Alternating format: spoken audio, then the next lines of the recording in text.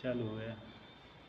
Hello dear students, आज हम आप लोगों को वाच्य के बारे में पढ़ाएंगे और हिंदी व्याकरण में वाच्य का बहुत महत्व है। वाच्य को अंग्रेजी में हम एक्टिव वॉइस या वॉइस कहते हैं। वॉइस अगर इंग्लिश में देखते हैं तो इंग्लिश में दो प्रकार के वॉइस होते हैं, एक एक्टिव वॉइस होता है और दूसरा पैसिव वॉइस होता है। लेकिन अगर हिंदी में हम जाते हैं तो हिंदी में वाच्य हमें तीन प्रकार से देखने को मिलते हैं, एक कर्तृवाच्य, कर्मवाच्य और भाववाच्य। कर्तृवाच्य क्या होता है? कर्तृवाच्य जब क्रिया द्वारा कर्ता को प्रधानता दी जाए। जिस वाच्य में क्रिया द्वारा कर्ता को प्रधानता दी जाए उसे कर्तृवाच्य कहते हैं। देखिए,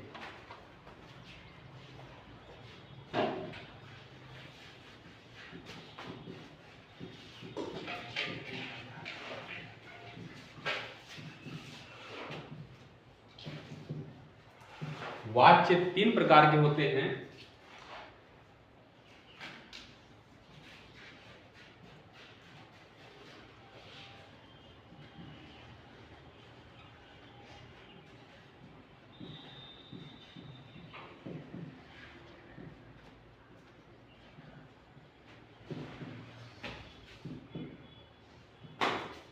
कर्तृवाच्य, कर्मवाच्य और भाववाच्य। तो कर्तृवाच्य क्या होता है? कर्तृवाच्य में जब क्रिया द्वारा कर्ता को प्रधानता दी जाए, अर्थात जब क्रिया कर्ता को आगे फ्रंट पर रखती है और कर्ता ही सब कुछ होता है और कर्ता ही कार्य को स्टार्ट करता है, प्रारंभ करता है। अब देखिए, जैसे आ जाए जब क्रिया द्वारा कर्ता को प्रधानता दी जाए तो वहां कर्तृवाच्य होता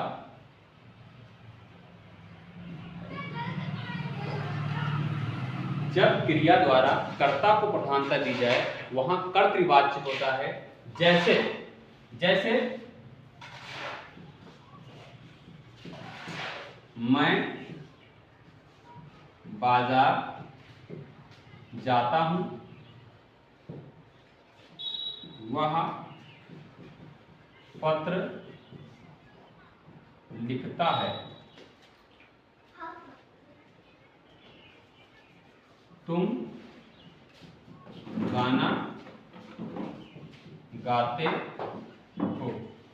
जैसे मैं बाजार जाता हूं, तुम पत्र लिखते हो और तुम गाना, वह पत्र लिखता है, तुम गाना गाते हो। देखिए, मैं बाजार जाता हूं तो यहाँ पर मैं कर्ता है और कर्ता शब्द पहले आया है, और दूसरे में हम देखते हैं वह शब्द पहले आया है और वह कर्ता है, कर्ता क्रिया ने कर्ता को यहाँ पर प्रधानता दी है। तीसरे में हम देखते हैं जो क्रिया ने कर्ता कौन है? यू है, मतलब तुम है, तुमको इसने प्रधानता दी है। तो यहाँ पर हम इस प्रकार से देखते हैं कि कर्ता ने क्रिया ने कर्ता को प्रधानता दी है, अतः यहाँ पर कर्तृवाच्य है। दूसरा आता है कर्मवाच्य। कर्मवाच्य में जब क्रिया द्वारा कर्म को प्रधानता दी जाए, जब क्रिया द्वारा कर्म को प्रधानता दी जाती है तो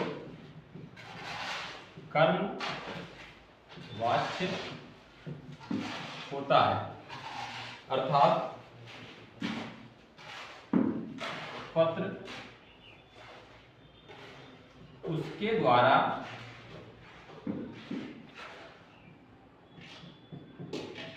लिखा जाता है। यहाँ पर पत्र उसके द्वारा लिखा जाता है। अब ये जो पत्र है यह कर्म है और कर्म यहाँ पहले आ गया है, तो क्रिया ने कर्म को प्रधानता यहाँ पर दी है, तो इस वजह से ये कर्मवाच्य है। कर्मवाच्य मतलब है पैसिव वॉइस। जब क्रिया द्वारा कर्म को प्रधानता दी जाए उसको कर्मवाच्य कहते हैं। अब पत्र उसके द्वारा लिखा जाता है तो पत्र सबसे पहले यहाँ पर आ गया है और पत्र को यहाँ पर प्रधानता दी गई है। गाना गाया जा रहा है, गाना गाया जा रहा है। तुम्हें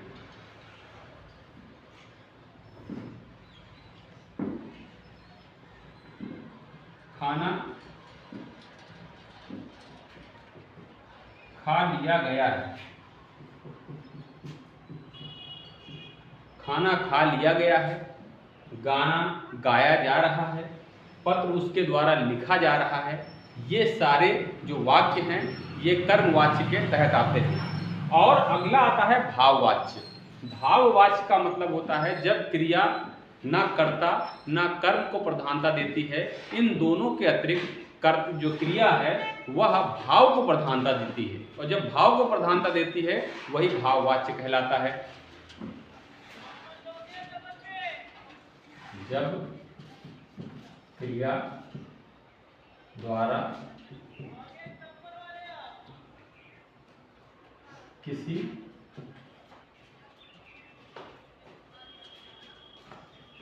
भाव को प्रधानता दी जाती है तो भाववाच्य कहलाता।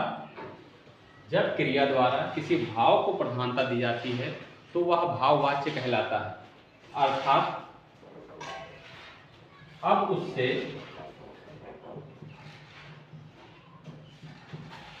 लिखा नहीं जाता,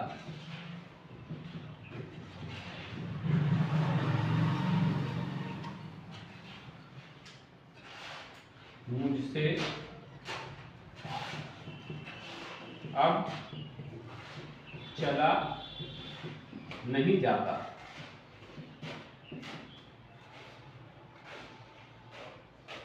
मोहन से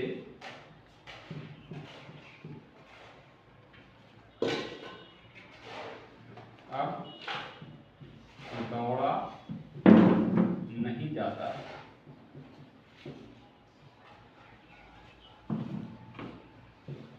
मोहन से अब दौड़ा नहीं जाता, अब उससे लिखा नहीं जाता, मुझसे अब चला नहीं जाता।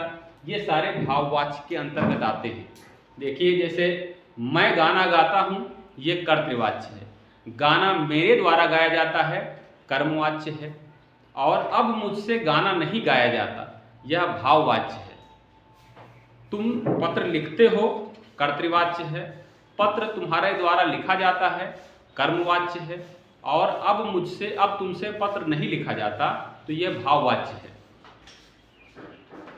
और मैं ये कार्य करता हूँ कर्तवाच्य है, यह कार्य मेरे द्वारा किया जाता है ये कर्मवाच्य है, और अब मुझसे कार्य नहीं किया जाता तो यह है भाववाच्य।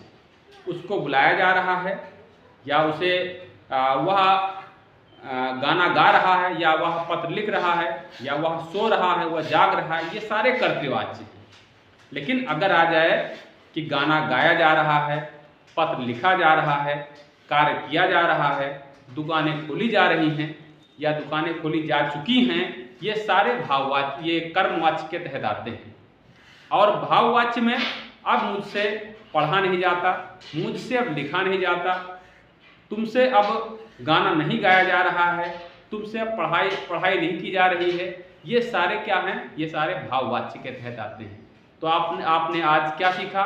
कर्तृवाच्य, कर्मवाच्य और भाववाच्य। जब क्रिया द्वारा कर्ता को प्रधानता दी जाए तो वह कर्तृवाच्य है, और जब क्रिया द्वारा कर्म को प्रधानता दी जाए तो वह कर्मवाच्य है, और जब क्रिया द्वारा भाव को प्रधानता दी जाए या किसी भावना को प्रधानता दी जाए तो वह भाववाच्य है।